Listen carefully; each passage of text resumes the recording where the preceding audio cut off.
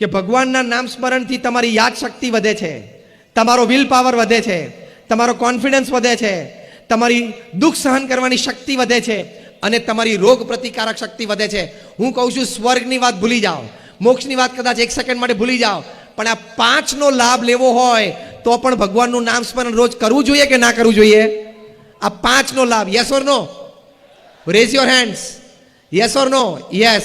જે કરતા હોય એને અભિનંદન છે, ના કરતા હોય ચાલુ કરજો. આ સાયન્ટિફિક છે, મેં તમને નામ આપ્યા છે, તમે ગૂગલ ઉપર જઈ શકો છો. આવી મારી પાસે 500 વાતો છે. ગયા વર્ષે 2018ની સાલમાં જેને નોબેલ પ્રાઇઝ ફોર મેડિસિન મળ્યું, 2 ડોક્ટર્સ, ડોક્ટર તેસુકો હોન્જો, ડોક્ટર એલિસન. શેની માટે એમને નોબેલ પુરસ્કાર મળ્યો?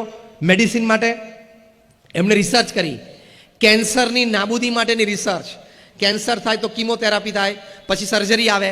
આ લોકોએ એવું સાબિત કર્યું કે જ્યારે તમે નિર્જળા ઉપવાસ કરો છો, એટલે કે પાણીનું ટીપું પણ લેતા નથી, એવા 20 કલાક તમે ગાળો, તમારા શરીર અત્યંત ભૂખ્યું થયું હોય, 3 ટંક જમવાનું તમે છોડ્યું હોય, એટલે કે તમે વ્રતમાં છો કે તમે ઉપવાસમાં છો, એ વખતે તમારું બોડી છે એ મેલેશિયસ, મેલિગ્નન્ટ સેલ્સ ખાય છે.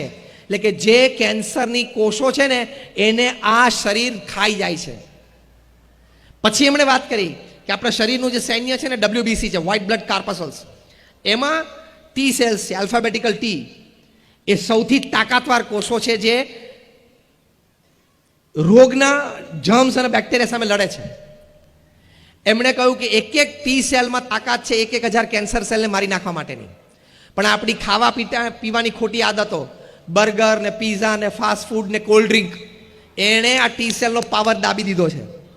આપણા ઉઠવા બેસવાની ખોટા સમય અને આદતો, રાત્રે 12-1 વાગ્યા સુધી જાગવાનું, સવારે 9 વાગે ઉઠવાનું, એ ખોટી આદતો, આ બધી આદતોએ આ WBCમાં જે ટી સેલ્સ છે ને એનો પાવર દબાવી દીધો છે. પણ પાછો એ પાવર તમારે જાગૃત કરવો છે, યસ ઓર નો? તો ડોક્ટર તેસુકો હોન્જો, હું નામ સાથે બોલું છું, તમે ગૂગલ ઉપર જઈ શકો છો, અને ડોક્ટર એલિસને કહ્યું કે વર્ષમાં 20 દિવસ પણ તમે 20 કલાકનો નિર્જળા ઉપવાસ કરો તો આ ટી સેલ્સ પોતાના પાવર ઉપર આવી જાય. એક ટી સેલ 1,000 કેન્સર સેલને મારી શકે. તમને ક્યારેય કેન્સર ન થાય, કેન્સર થવાની લિસ્ટ શક્યતાઓ તમારા જીવનમાં આવી જાય. સાયન્ટિફિક. તો આપણા મહાન ઋષિમુનિએ આ તપની જે વાત કરી છે, સાચી કે ખોટી? મેં કહ્યું મારી પાસે આવી 500 વાતો છે, વિષય જુદો છે, તે વધારું નથી જતો, પણ અધ્યાત્મની બધી વાતો સાચી છે, તમામ હકીકતો સાચી છે. તમારે જેમ જીવનમાં એક ફેમિલી ડોક્ટર જોઈએ, એક બિઝનેસ ફ્રેન્ડ જોઈએ, એમ જીવનમાં એક સાચા સંત હોવા પણ ખૂબ જરૂરી છે, એક ગુરુ હોવા પણ ખૂબ જરૂરી છે. એ કેટલું મોટું કામ કરી શકે, તમારા જીવનમાં નૈતિકતા, પ્રામાણિકતા, સદગુણો, સંસ્કારનું સિંચન કરી શકે, તમને શુદ્ધિ આપી શકે, શક્તિ આપી શકે કે તમે વ્યસનોથી દૂર રહી શકો.